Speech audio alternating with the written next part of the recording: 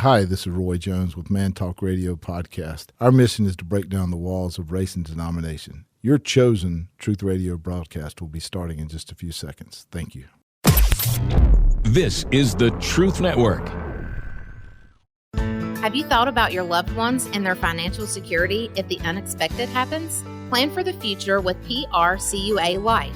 Since 1873, the Polish Roman Catholic Union of America has been ensuring life and protecting its members, helping craft robust retirement plans. Join PRCUA Life today and take advantage of affordable life insurance plans, competitive annuity rates, and additional member benefits. You can even lower your income tax bill and boost your retirement income by opening a new PRCUA Life annuity or transferring your existing account. Earn up to 3.75 APY with a 1-year guarantee and $500 minimum deposit. Visit prcua.org or call your local PRCUA representative at 336-776-7456. PRCUA Life, protecting life through all its stages. Welcome to If Not For God, stories of hopelessness that turn to hope. Here is your host, Mike Zwick.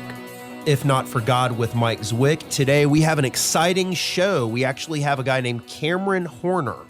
He's in my neck of the woods out of Burlington, North Carolina at 18 years old.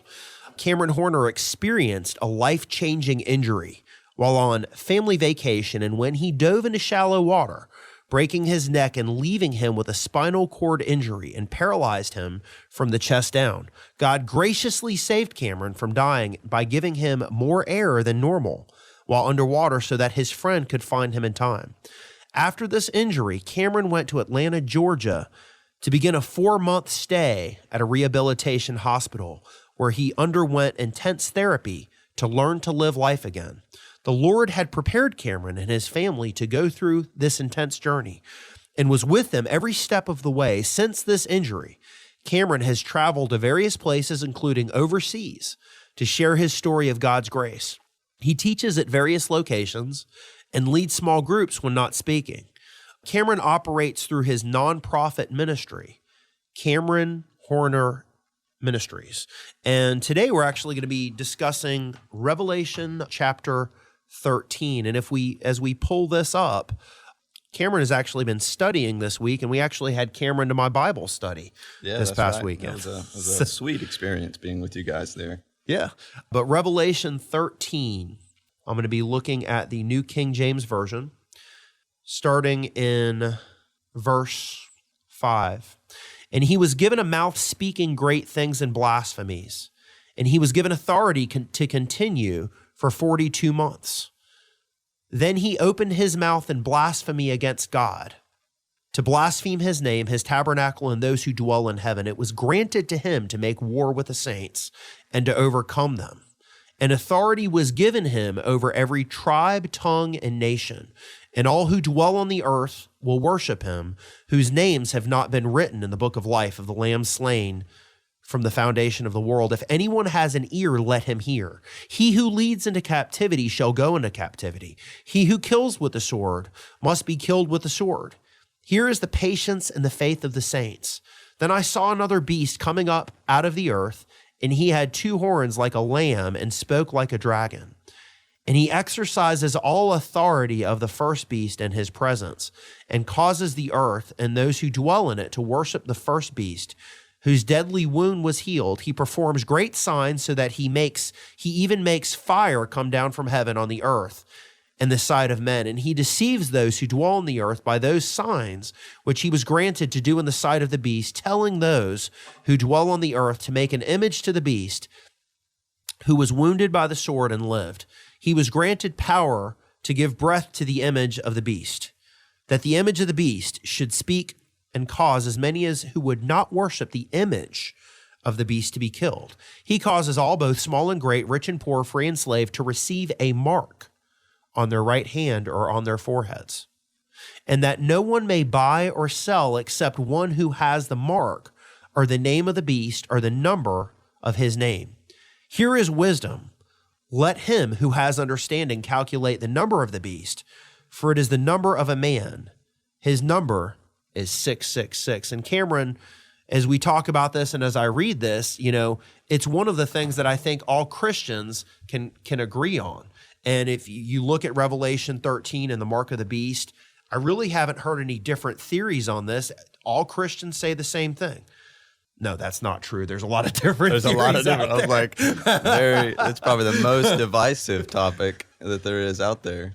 Well, when we come to the mark of the beast, I think you're right. There is some agreement, and I think we can all agree on what is said in the next chapter, which is that if you take the mark of the beast, then you are doomed to eternal judgment. I mean, that's clear. And so what's happened over time is people have said, well, if that's the case, then I certainly don't want to take the mark. And I think what's occurred is there's been a lot of fear and confusion. And I almost think, and you can correct me if I'm wrong based on your experience, but I almost think that there's a sense that, oh man, could I accidentally take the mark and not know it? And I think because of that fear, when I come to this topic, I feel led to dispel some of that fear and concern, because when we come to the mark, this isn't a matter of just there's something out there that if I accidentally take, when I stand before God, he's going to send me to hell because I accidentally took this thing. Right. So if you're out there and you're wondering about this, what's the mark? Did I accidentally take it and I don't know? I want you to breathe a sigh of relief that that's not how God operates, and certainly not in this situation. So when we come to the mark, there's a lot of background information that helps us understand it, and really the whole book of Revelation is that way. The book of Revelation, it assumes, when John writes this and receives the revelation from the Lord, it assumes that you are very well versed in the Old Testament. And so when we come to something like the mark of the beast, we need to find, okay, what is the Old Testament or the Hebrew Bible roots behind this mark that would help us understand what's actually happening here? As a matter of fact, in Matthew 24:24, it says, "For there shall arise false Christs and false prophets, and shall show great signs and wonders, insomuch that if it were possible, they shall deceive the very elect." And so when I look at this, I'm thinking, man, we really have to pay attention. We really have to pay attention. Yeah, and it's funny you bring that verse up, because I think what we're seeing in chapter 13 of Revelation is the outplay of that very thing. And in fact, that'll actually help us understand what the mark is and what it really can't be. Because I'll get to this in my notes, but in Revelation 13, you have two beasts.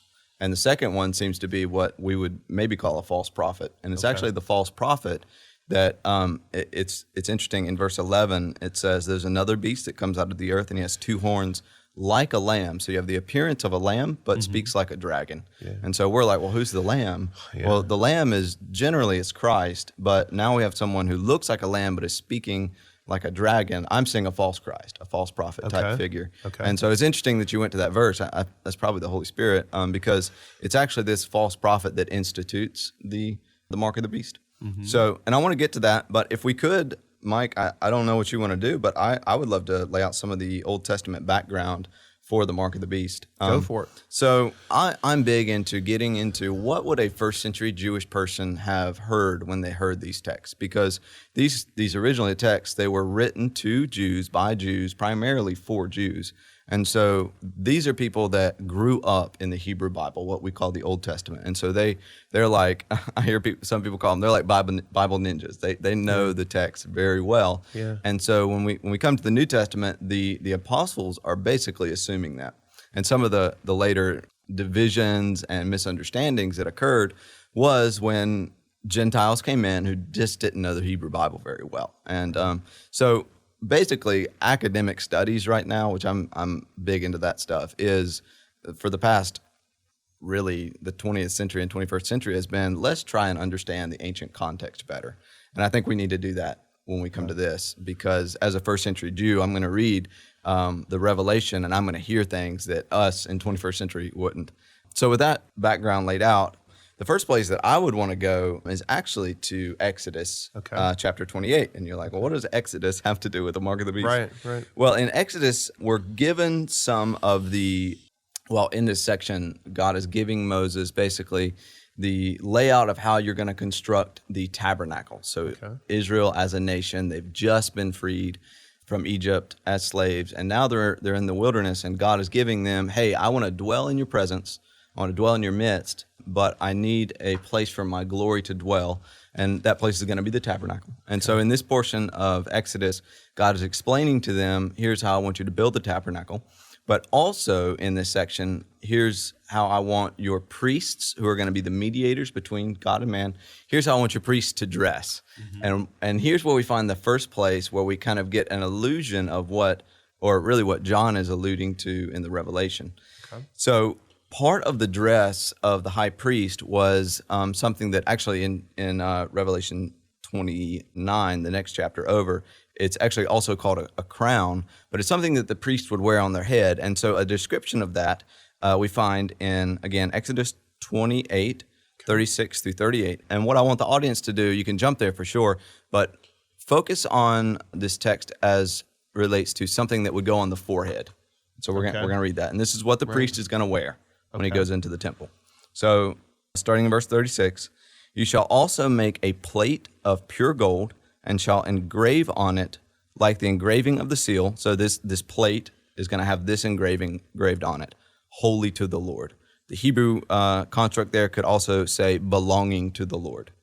You shall fasten it on a blue cord, and it shall be on the turban. It shall be at the front of the turban, and it shall be on Aaron's forehead. Okay. So basically, Aaron, being the first of the high priests, and then the rest of the priests would do this after him, Aaron is going to be wearing a crown when he goes into the presence of the Lord, and on his forehead, it's going to say, holy to the Lord, or belonging to the Lord. So this is an issue of being wholly devoted to God. It's an issue of devotion. So this is the first place we pick it up, and there's other places, and we can move on from there to those next places. But I just want to pause if you have any thoughts, or you just want to keep going. We did want to say something. Okay. If you're thinking of buying or selling your home, or you want to invest in real estate, then call Angela Pierce, a realtor with Next Home, the Ideal Group at 919-612-3363. Angela works in the Triangle and surrounding areas and is ready to help with all of your real estate needs. Let Angela help you find your next home.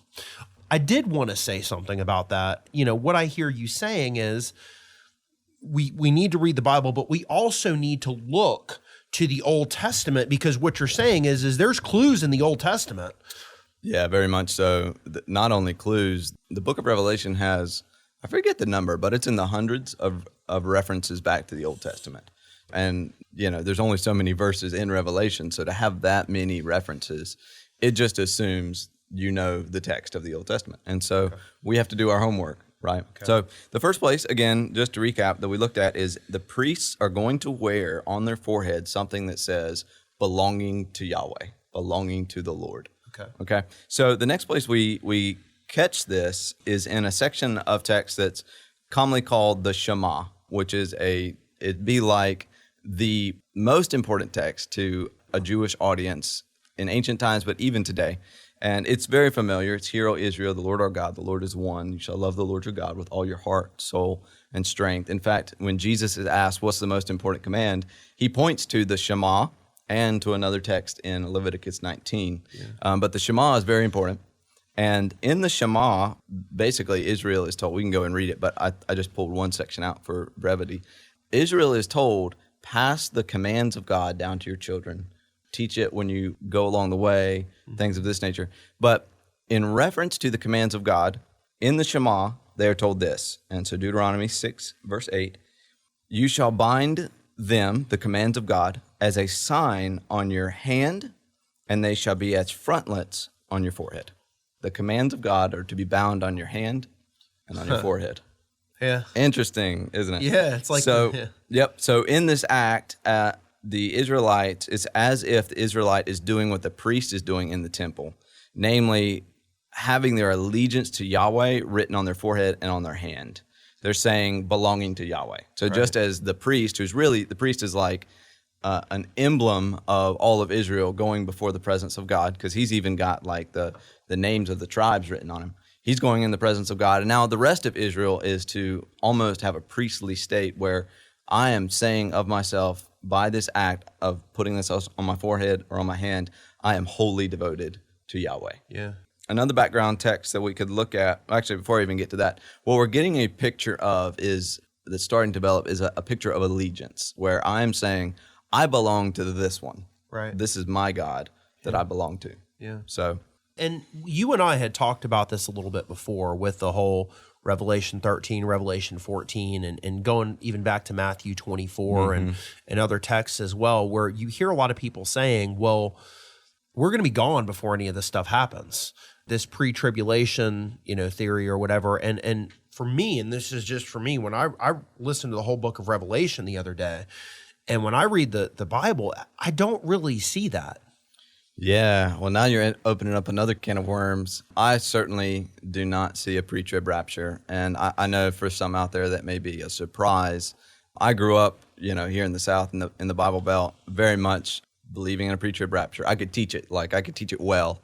But then I saw the other side and actually began interacting with the text and saw, wait a second, there's very little evidence of this. In fact, you can get to Matthew 24, and Jesus says, immediately after the tribulation of those days, the sun will be dark and the moon will not give its light, and the stars of the heavens will not give their light as well. And then the angels will go forth and do the actual, what we would call the rapture. So he specifically says it's immediately after the tribulation. Now, to bring it back to the mark of the beast, I think the primary temptation that's going to be there is, hey, if you want to love your life and have convenience, you need to take this mark. And that's not just for unbelievers. This is a temptation. It actually says in the next chapter, this is the perseverance of the saints, that they would basically not take this mark and give their allegiance to somebody else. So very much so, this is something that we are going to face.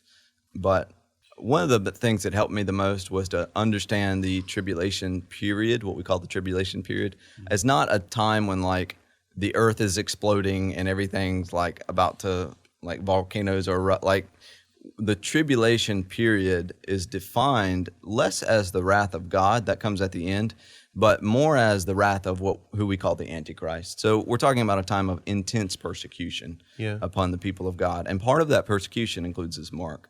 And so when we read stuff like Revelation, which has a lot of symbolism, we're like, the earth's going to explode and we're going to be here. And it's no, we're actually seeing symbolic references to intense persecution that, again, if you don't know the Old Testament, you can just be like, I don't get this. This is cosmic level stuff. But actually, we're called to persevere through a time when our faith is going to be tested like never before. Yeah. And on with the mark. Yeah, on with the mark. Great. No, I'm glad you threw that. You threw that at me. Got to have the bad guy in here, so there's no pre-trib rapture. So the next place, so we looked at Exodus. The next place we looked at was Deuteronomy. And the following place in the Old Testament that I want to look at before actually getting to Revelation again is Ezekiel 9:4.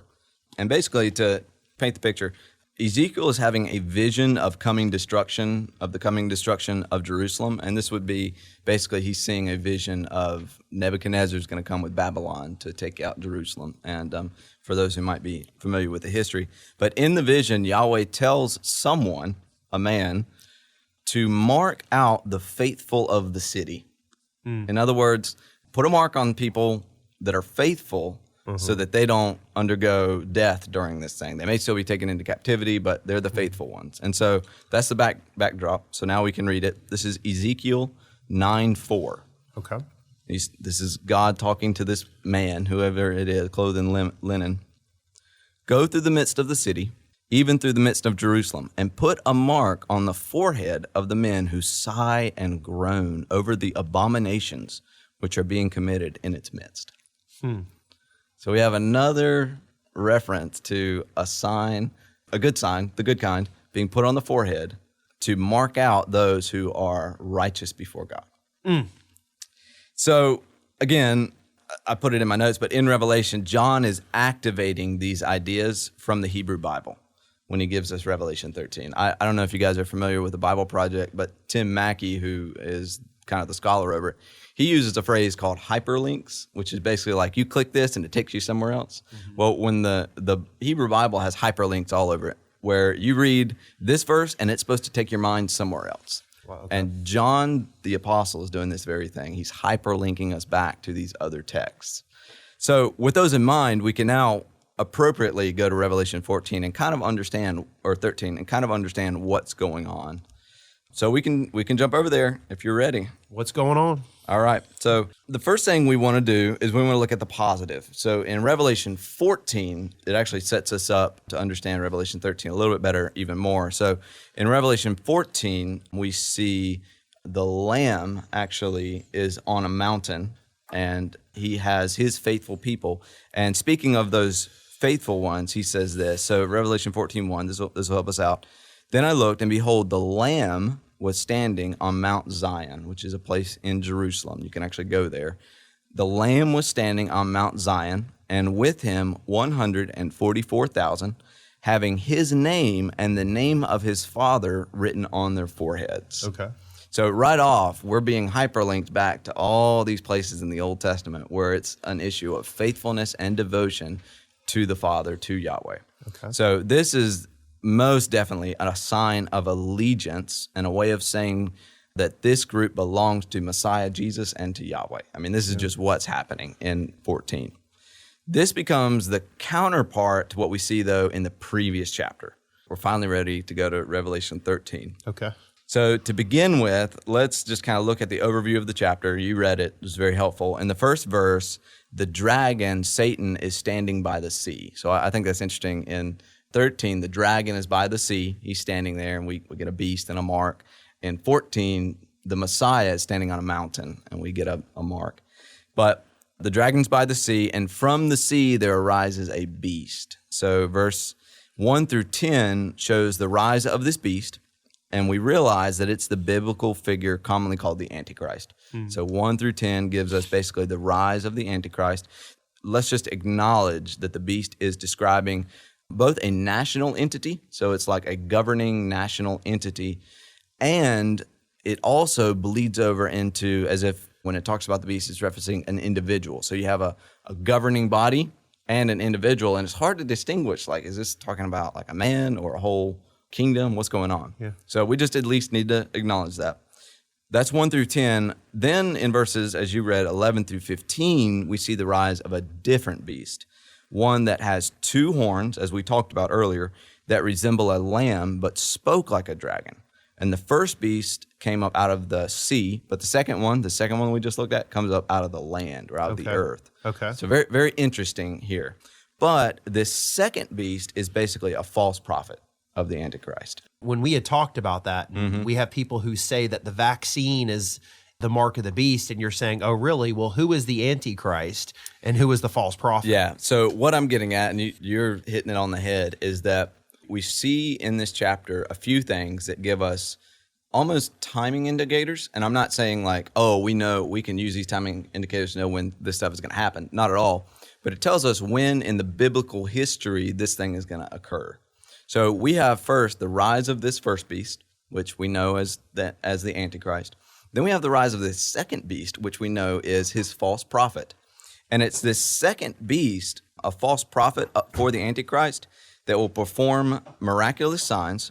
He'll persecute the people of God, and it's the second beast, the false prophet, that actually institutes the mark. Okay. So when someone is out there wondering, well, maybe it's the vaccine, or maybe it's this or that, and look, we can talk about the vaccine in other, like why it's good, bad, or otherwise for other reasons.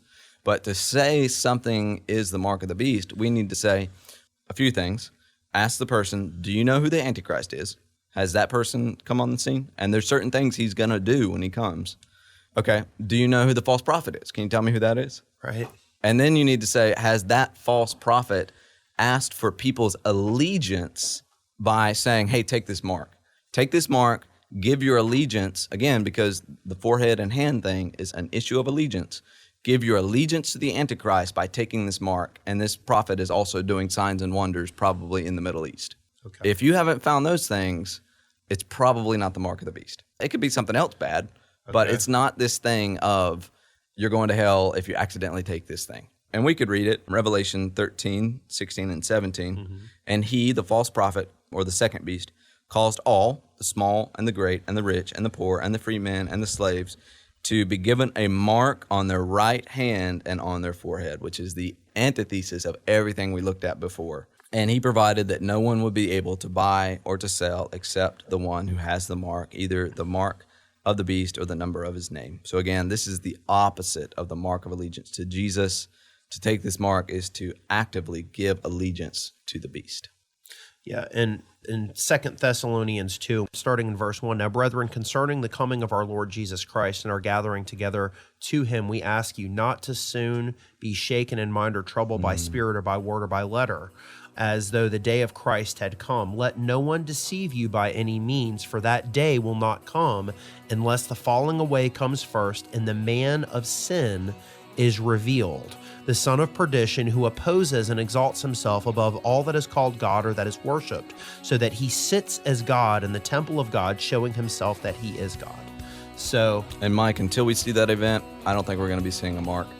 yeah. So people can rest assured in that. Well, Cameron, thank you so much for coming on. If somebody wants to learn more about you, where would they go? You have a website or? You know, me and a website have had a bad relationship over the years. It's always up or down or otherwise.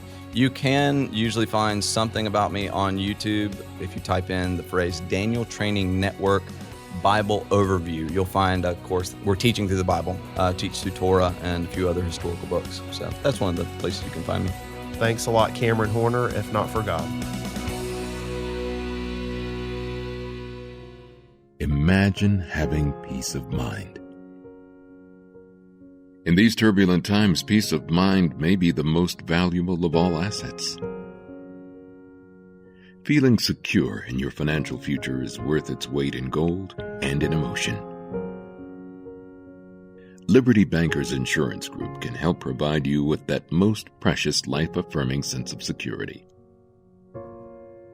We work hard to create smart and innovative life, health, and financial plans that help ensure your family of not just the stability that you deserve, but the future potential you desire. To create a generational legacy of peace of mind. Liberty Bankers Insurance Group. For life. Not all products available in all states. Visit lbig.com for additional terms and conditions. This is the Truth Network.